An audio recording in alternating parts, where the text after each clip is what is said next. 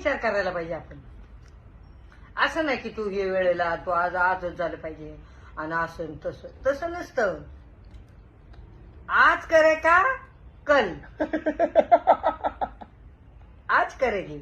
काय म्हणते काय म्हणते आज करेगे तो कल. काय म्हणलं रे? म्हणायचं होतं मला नाही. आजचं काम आज करायचं, उद्या नाही. तर मला काय म्हणायचे हिंदीमध्ये काय म्हणतात, काय म्हणतात आठव कल करेगा तो आज. आठव आठव नाही. हिंदी बोलत कल नाही. करे सो कल करे सो आज करेंगे असं नाही. हा पुढे काय कल करेंगे सो हा आज करेंगे. हा आणि आज करे सो आज ही करेंगे.